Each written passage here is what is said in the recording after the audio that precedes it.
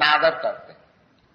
भगवान निराकार है, उनको चरण नहीं है, उसका हाथ नहीं है, पैर नहीं है, इसलिए वो गिर जाते हैं। अनादित जुष्मत अंघ्र आरुज्य पिच्छे न परम पदम तत पतंती अधो। इसलिए विज्ञान जो है वो भगवान को समझना। ज्ञानम सविज्ञान, भगवान कहते हैं ज्ञानम तेहं सविज्ञान, सविज्ञानम इदम बक्ष्यामि अशेष।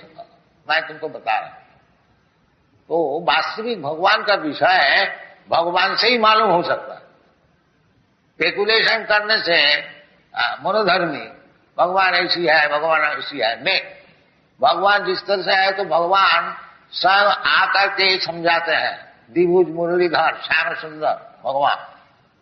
तो फिर उनका विषय कल्पना करने की क्या जरूरत है? मायावादी लोग कहते हैं कल्पना करो, ब्रह्म का कल्पना करो। कल्पना का क्या जरूरत है जब भगवान साक्षात सामने मौजूद है? इधर जो आप लोग सब दर्शन करने को आते हैं, भगवान को ही तो दर्शन करने को आते हैं ना, और कोई चीज दर्शन करने को आते हैं।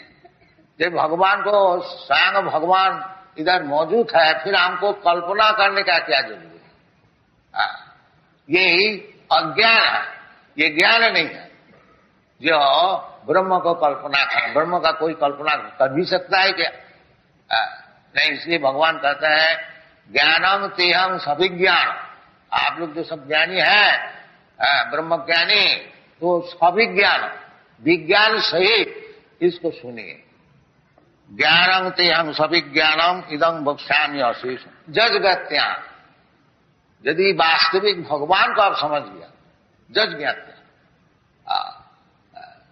ज्ञान भगवान को समझना तो साधारण बात नहीं है, परंतु भगवान कृपा करके जब समझाते हैं तो तब हम लोग को कुछ मालूम होता है। सामेव स्फुरत सेवन मुखे ही जीवाद, सामेव स्फुरत। अतः श्री कृष्ण नामाधि न भवे ग्राह्यम इंद्रिय। ये जो हमारा इंद्रिय है, इस इंद्रिय द्वारा भगवान का विषय, भगवान का नाम, भगवान का गुण, भगवान का रूप, भगवान का गुण, भगवान का परिकर वैशिष्ट, ये जड़ेंद्रिय द्वारा समझा नहीं जाता है। अतः श्री कृष्ण नामादि न भवे ग्राह्यम इंद्रिय सेवन मुखे ही जीवादो। यदि हम लोग